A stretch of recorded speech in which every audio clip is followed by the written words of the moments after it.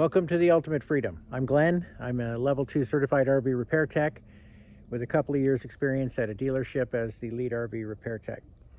We're going to talk about electricity today, the basics of electricity. We're going to talk about 12 volt and 120 volt. They call it 110, 120. It means the same thing. And the two major types of plugs you're going to have is the 50 amp and the 30 amp. Let's get started. Overwhelmingly, the most popular, or the highest percentage of RVs is a 30 amp. And on this plug, if you want to know, you don't need to know this, but knowledge is power. This is your hot 30 amps. That's your neutral, and that's your ground. And you got to keep this guy clean, because if he gets dirty and he's pulling 30 amps, he's going to melt. You have no idea how many of these I've seen melted. So keep these prongs clean, a little bit of sandpaper, clean them up every now and then. It will really help. So that's your 30 amp plug, which is the majority of RVs out there. This is your 50 amp plug. Motorhomes and fifth wheels and larger travel trailers will have 50 amp plugs. And what this one is there's 120 volts, 50 amps on this side, 120 volts, 50 amps on this side. That's your neutral on the bottom, and that's your ground. That means the RV is split into two, and one side has its own 50 amp circuit. The other side of the RV has 50 amps on its circuit. You have 100 amps available in a 50 amp RV, and a lot of people don't know that. You have 50 amps available at any one outlet. For the two air conditioner units, which most 50 amp rigs have two ACs on top, one AC runs on one side of the 50 amp, one AC runs on the other side of the 50 amp. And then everything in your rig, it's typically one side and the other side is how they split it up most of the time. And then of course your household plug is either 15 or 20 amps. That's as much as you're going to pull from that. This happens to be an adapter. We're going to talk about adapters and how to plug your RV in at your home. And we're going to talk about 12 volt. We're going to talk about 120 volt. We're going to talk about plugging into the box. Let's take a word next about the 12 volt system. In your RV, your furnace, your water pump, your water heater, and your refrigerator typically all run, unless you have a residential fridge, but that's for another time. All your appliances inside the RV, except your air conditioner and your microwave, all those things I just named, run on your battery, okay? This little travel trailer of mine, I use it as an office and I use it as a bedroom. I have not upgraded it to go boondocking or to spend long amounts of time in it off-grid. So this rig has one battery. Most travel trailers that you purchase new from the dealer will come with one battery, and you have to upgrade them to have multiple batteries. When I unplug this rig from power, I'm running on the battery only. And so if I'm running a 12 volt refrigerator, that one battery is not going to run that 12 volt refrigerator all night. You need 2 or 3 batteries to get a 12 volt refrigerator through the night and run your furnace and run your water pump and run your lights. All those things run on the 12 volt system. And so getting through the night will require 2 or 3 batteries. And then the next day you have to charge them up, either by connecting to power, or you have to have solar or some other way to charge it. The easiest way is plugging it into power, and then it will charge those batteries back up as your converter will give power to the rig and charge the batteries at the same time. Now I'm standing next to my fifth wheel, and I have upgraded my fifth wheel to go boondocking for long periods of time. And this is my battery box. And as you can see, I've got 4 batteries in there. Those are 4 deep cycle batteries. So I still have 12 volts available. They're all wired in parallel, which means they're going to give me 12 volts.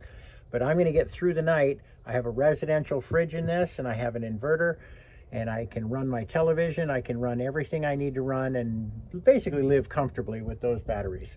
That's an advanced feature that we'll talk about at a later date, but just know This battery bay with 4 batteries in it, it still gives me 12 volts in my 12 volt system. Now, of supreme importance when you plug your RV into power is a surge protector. There are many things that will cause a surge to go through a circuit and to ruin an RV. Literally, I've seen devastation. And all you need is a surge protector.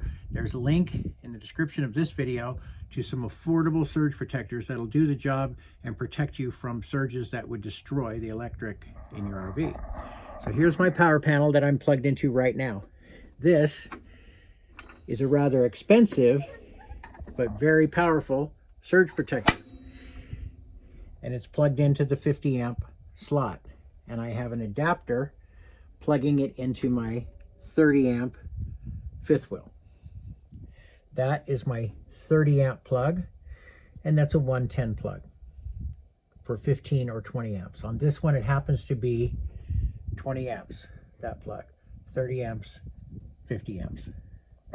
Now let's talk about what runs what in your RV. So as previously stated, your 12 volt system runs your water pump, your furnace, your lights. If you have an RV fridge, it'll run on propane and 12 volts to get it lit and keep it lit. And the water heater, those all run on 12 volts. What runs on electricity is the converter that supplies power to your RV to charge the batteries, the microwave, and the air conditioner, and all the wall outlets, so you can run whatever else you want. Now, very quickly, let's talk about adapters. Every RVer out there needs adapters so they can plug in anywhere they need to plug in. You need to be able to plug in at home to put power to that converter and keep your batteries charged. You need to be able to plug a 30 amp rig into a 50 amp outlet if that's all that's available. You need to plug a 50 amp rig into a 30 amp outlet if that's all that's available. And all of that happens with adapters. So this adapter here, and there'll be a link in my description to this adapter. If you have a 30 amp rig, it plugs in here. Turn that around, you plug that into the extension cord going into your house, and your rig has power. It's only going to have 15 amps or 20 amps depending on what you plug it into. You might be able to run your air conditioner in the summertime, but nothing else. You can definitely run everything else in the RV that you would normally run, and that's a 30 amp to 15 or 20 amp household plug. This is a 50 amp adapter. 50 amp plug goes in there to household so that you can plug your 50 amp rig in at home or anywhere else at your friend's house or whatever. Keep your batteries charged and use the power available, which is only going to be 15 or 20 amps, but it's plenty to live on as long as you don't pull more than that. If you do, you'll blow the breaker. Go set the breaker, and you know, whatever you did to cause that, don't do that again. Many times as I'm traveling in my fifth wheel, the only site available is a 50 amp site at the campground we're going to stop at. That's okay. I have a 50 amp adapter to my 30 amp plug. You see how it looks a little hot there? That's that hot plug I was talking about. And when you pull a constant 30 amps through it, they do get hot. You got to keep an eye on those prongs and keep them clean. So there'll be every kind of adapter in the description of this video. You can click on the link and go right to it. It'll be at your house in a couple of days. That's an overview, a very, very basic start to electric. If you have questions, post them in the comments. I'm happy to answer questions. Thanks for looking, and thanks for checking out The Ultimate Freedom. And if I don't see you out there on the road, I'll see you in the next video.